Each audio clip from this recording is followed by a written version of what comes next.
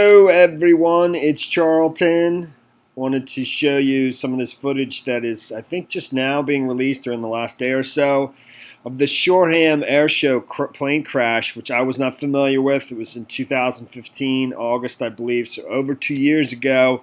And it's 3 years later that the pilot who was flying the plane that crashed is now on trial for, I think, 11 counts of manslaughter. 11 people were killed on the ground. I'll show you the footage. I don't know that this has been seen before or not. I don't think it has, other than in the last 24, 48 hours or more, a little bit more. So, and it's a horrible crash. It's an air show. He's doing a maneuver, some kind of like loop. I think one pilot who actually was testifying on behalf of the prosecution called it a bent loop, or that's what he thought it was. I'm going to read through some of the testimony too. Let me first show you the footage. There's a couple different clips.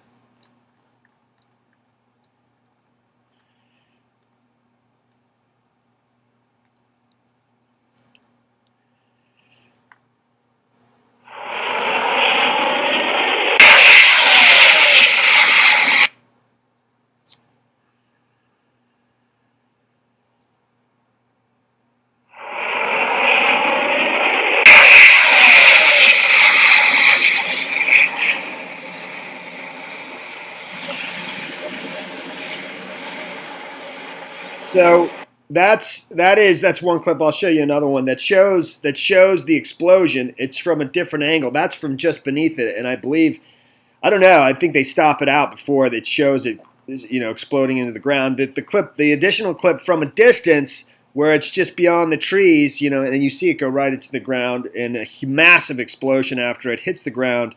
I'll show you that now as well. And he's doing. I'll finish this out. He's doing a bent loop before, I guess that's what it's called, before he does hit the ground. I'll try to explain what's going on here, or at least what the defense, his defense attorney, is, I think it's called barrister, is saying on his behalf.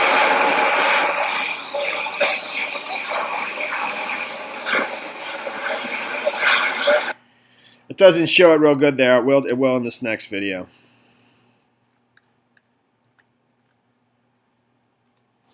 In the atmosphere, for the first time we've seen some cloud. Let me put him.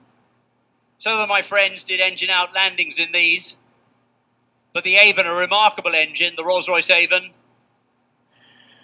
So this is the loop.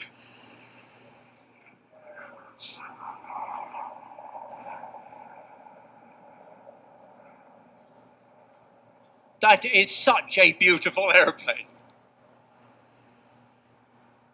Notice the humidity in the atmosphere.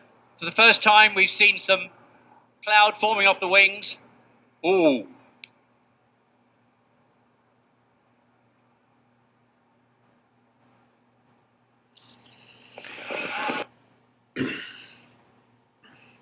So again, 11 people were killed. That pilot miraculously survived that crash, but 11 people on the ground were killed. That's the pilot right there. His name is Andy Hill. He's now on trial for 11 counts of manslaughter.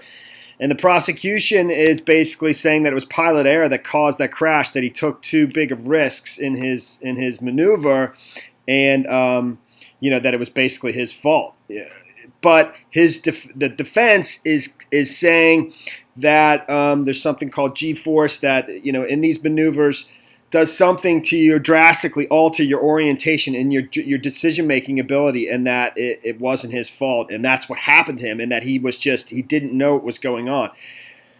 And there seems to be some logic behind that, because he basically is he doesn't eject, for starters. I mean, he could have ejected, and he doesn't communicate with anybody over his radio, which apparently, from reading through the article, is very easy to do. It's just a matter of pressing a button and saying anything before he hits the ground. And it's only seconds before he hits the ground that he actually pulls up on the plane and does something to react. So, I mean, that's basically, the case the defense is making on his behalf, that it wasn't his fault, and then the trial continues. I think they're going back and forth. I'll give you, over at the Independent, it describes a witness, Mr. Davis, who is testifying on behalf of the prosecution. And his defense attorney, Kareem Khalil, defending seems to use Mr. Davis's evidence to support the defense's claim that Hill had not been in full control of his actions, possibly because of G-forces experienced while maneuvering the fast jet had caused him cognitive impairment. And he was put into an induced coma after this. I mean, the crash is just, it's a miracle that he lived, and it's obviously a terrible, awful, terrible shame that 11 people were killed. So he was put into an induced coma, and he was given certain medications that can actually cause amnesia. He says he doesn't remember anything from the crash. So,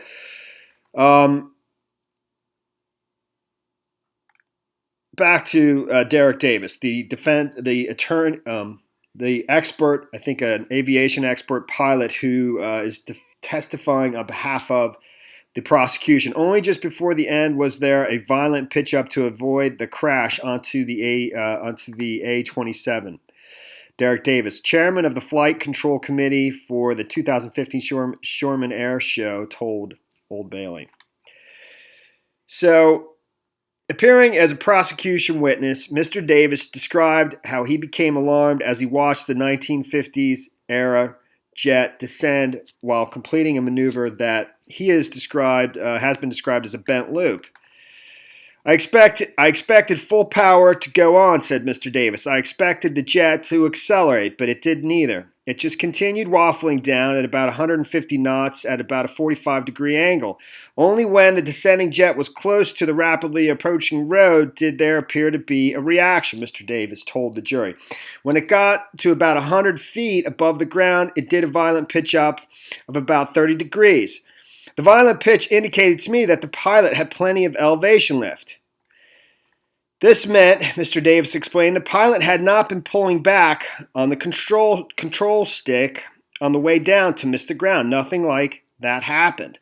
Under cross-examination by Mr. Cahill, and this is the defense Mr. Cahill is making on behalf of Davis. He's basically saying he didn't do anything to pull up, but Mr. Cahill is going to go on to say that the reason that's because he was completely cognitively impaired, and he just didn't know what was going on. If he did, he would have done something, but he didn't do anything because he didn't know what was going on because of the G-force that causes disorientation. I think other experts are saying that being that he's an experienced pilot, he should have been aware of G-forces and the fact that it causes these kinds of disorientation, and he should have been, he's an experienced pilot, and he should have known that and should have recognized that. So under cross-examination, Mr. Cahill, Mr. Davis said that the last second pitch-up suggested to him that until the last moment, the pilot wasn't desperately trying to miss the ground or anything. He was doing nothing. Then at 100 feet, there's probably some recovery. His eyes probably opened, and instinctively that caused the pitch up. Asked by Mr. Cahill whether before the last-minute evasion, the jet didn't seem to be controlled at all, Mr. Davis replied, that is correct. He added, there was something wrong with either the aircraft or the pilot. Under cross-examination, Mr. Davis further explained there was no noise. He didn't apply power. The pilot didn't make any radio transmission that he had a problem. If there was something wrong, he could just tell somebody. He just presses a button on the control column and speaks. He didn't jettison the canopy and try to eject. The jet, was making no attempt to level out at 500 feet to comply with the air display rules. Mr. Davis also disagreed with Hill that Hill was attempting to a bent loop.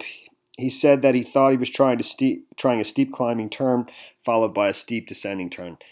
I'm doing my best to basically describe fairly aviation concepts that I'm not totally familiar with. All right, well, that is the story there, man. Thanks for watching my videos. Please subscribe to my channel. Give me a like down below. That trial continues, and I'll see you in the next video. Later, man.